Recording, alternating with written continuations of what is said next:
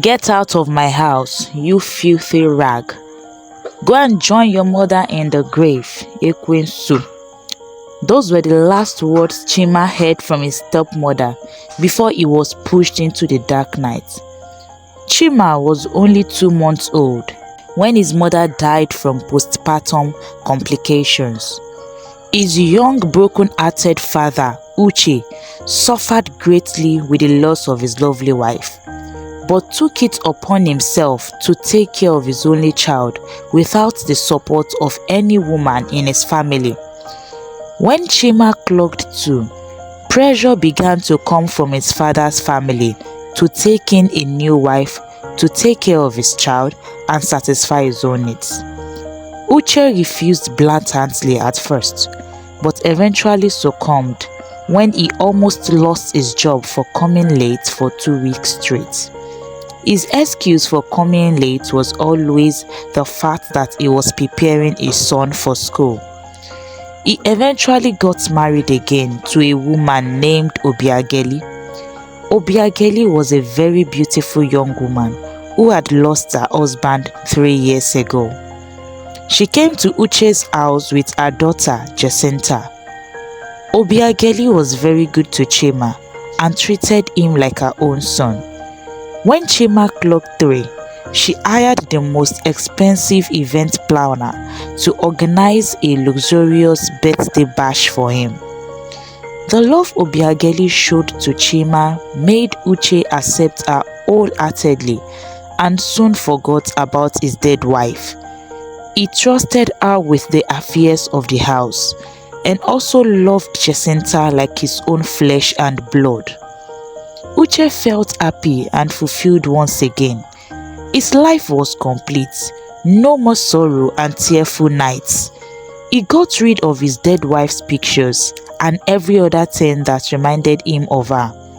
He made sure to convince Chima that Obiageli gave birth to him, which Chima believed immediately as he was only a little child.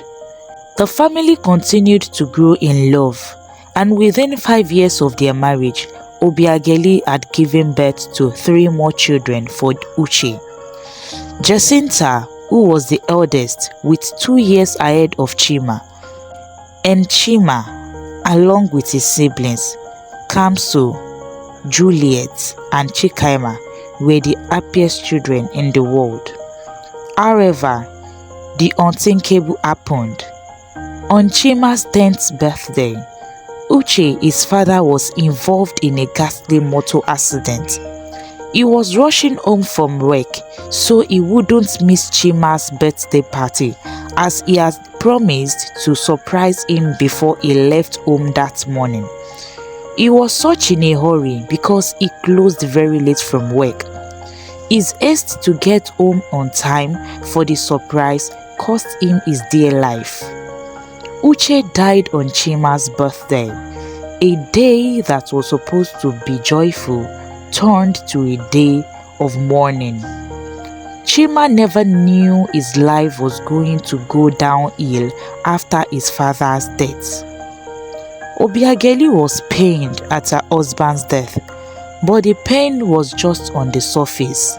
Deep down, she was happy. Her husband had brought home a big bag full of foreign currencies a night before his death. What else could she have asked for? She wailed uncontrollably, threw herself to the ground, and fainted uncountable times at the cemetery. The drama was so perfect that the people present at the burial felt so sad on her behalf. It got to a point Obiageli wanted to throw herself on the coffin of her husband as it was being covered with sand. People around her struggled to hold her down, but she kept on crying and saying, "God, why me? Why me? How do I live life without my husband? How will I take care of 5 children on my own? God, why me? Help me, God." The human heart is so deep that you can never see the bottom of it. Obiageli mourned her husband for 6 months according to the customs and traditions. Uche's family members were there for her, taking care of the children and supporting with money and material things. But not a single soul knew of the bag of money hidden safely in the sand at the backyard of the house. The day Obiageli finished mourning the death of her husband was the day Chima's dilemma began. The children had just gotten back from school and they were watching the television. Obiageli entered the sitting room and called Chima. "Chima, Chima, go and wash all the plates now," she shouted. Chima, being a little mommy's boy, took a few seconds to stand up because he didn't want to miss what others were watching on the TV. The moment he turned to face Obiageli, a very hot slap landed on his face.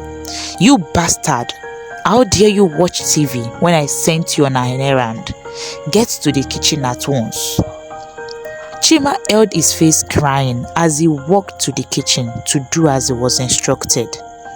His younger siblings were surprised at their mother's actions, so they cried and asked why their mother did such a terrible thing. Obiageli shooed them away, and Jacinta, the eldest, said boastfully, "Don't you know that mommy is not the one who gave birth to Chima? Chima's mother is dead." She laughed and followed her mother to the room. Immediately Chima was done washing the plates, he was asked to wash all his siblings' school uniforms. The poor boy told his stepmother innocently, "Mommy, but we have a washing machine." Before he could finish his sentence, he felt his head hit the wall so hard. He thought his head had broken. He wept uncontrollably that night and prayed to his father to help him. "Daddy, I don't know what came over mommy. She is being wicked to me. I don't know what I did to her. Daddy, please come and help me." Chima sobbed as he slept off on the mat that Obiageli instructed him to be sleeping on henceforth. The next morning, Chima got the shock of his life. He entered the car with his siblings to go to the school, only to be dragged out of the car by his stepmother. "Where are you going to? What are you doing in my car? Get out, you bastard. For your information, I am not your mother," Obiageli said as she flinged the wedding pictures of Chima's parents and his naming ceremony pictures at him. Chima was dumbfounded. The woman in the pictures looked familiar. He didn't know if he should cry or be happy. He simply stood still with the pictures in his hands.